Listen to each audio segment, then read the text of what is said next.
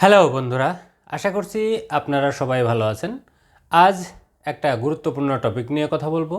সেটা হলো গাভী বা ষাঁড় এর খাবার হিসেবে আলু ব্যবহার করতে চান? হ্যাঁ, আপনারা অনেকেই আপনাদের গরুকে আলু খাওয়ান বা অনেকেই হয়তো ভাবছেন যে আলু খাওয়াবেন।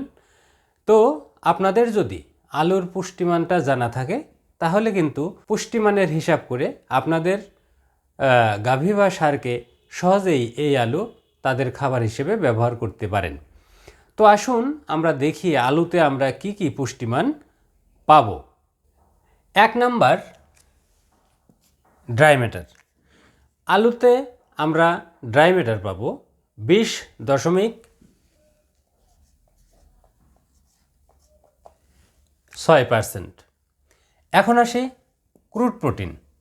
আলু থেকে আমরা ক্রুড প্রোটিন পাব 10.8% ড্রাই ম্যাটার। এখন আসি ক্রুড ফাইবার। আলু থেকে আমরা ক্রুড ফাইবার পাব 2.5% ড্রাই ম্যাটার। এখন আসি 4 নাম্বার, অ্যাশ বা মিনারেল।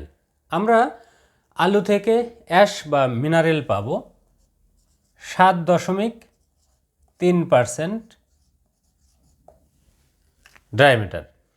এখন আসি starch.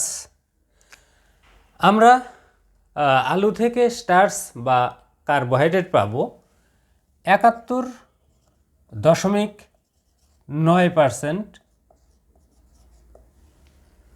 Dry matter.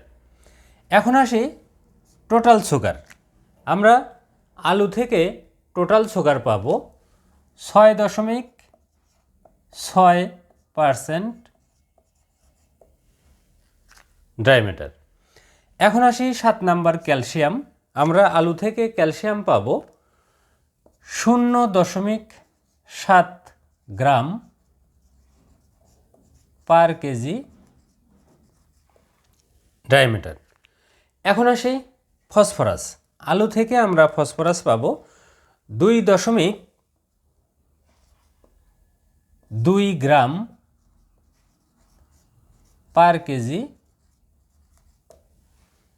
Dry matter.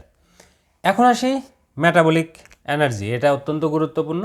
আমরা আলু থেকে মেটাবলিক এনার্জি পাব 11.9 মেগাজুল পার কেজি ড্রাই ম্যাটার। 10 নম্বর, অন্যান্য। হ্যাঁ, আমরা যে কয়েকটা পুষ্টি উপাদান নিয়ে কথা বললাম এর বাইরেও আরও অন্য যে উপাদান আলুতে পাওয়া যায় সেগুলো কাভার করার জন্য আমরা অন্যান্য পয়েন্টটা ব্যবহার করেছি। তো এখানে দুটা জিনিস আমাদের একটু খেয়াল করতে হবে। 1 নম্বর হলো ক্রুড ফাইবার। আমরা আলু থেকে ফাইবার পাবো 2.5%। এটা গরুর জন্য কিন্তু এই ফাইবারের পরিমাণ অত্যন্ত কম। আরেকটা হলো স্টার্চ। আমরা এখান থেকে স্টার্চ বা কার্বোহাইড্রেট পাবো 71.9% ড্রাই ম্যাটার। এই কার্বোহাইড্রেটের পরিমাণটা অত্যধিক বেশি। তো এই দুটো মনে রাখতে হবে। এই জন্যেই আমরা বলি গরুর খাবার হতে হবে পর্যাপ্ত আঁশযুক্ত।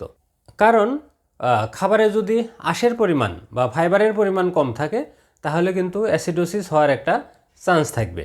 অন্যদিকে স্টার্চের পরিমাণ আছে 71.9%।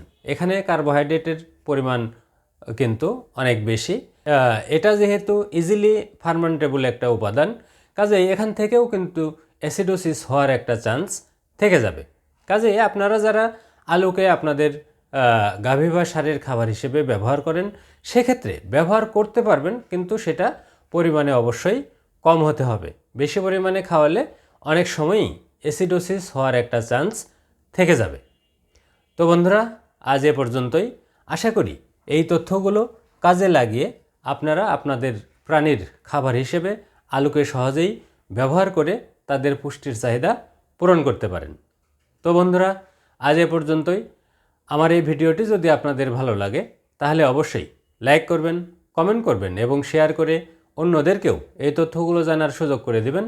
আর আমার এই চ্যানেলটিকে সাবস্ক্রাইব করে পাশে থাকা বেল আইকনটিকে ক্লিক করে রাখবেন, যাতে পরবর্তীতে এ ধরনের ভিডিও আপলোড করার সাথে সাথে সহজেই আপনারা এর নোটিফিকেশন পেয়ে যেতে পারেন।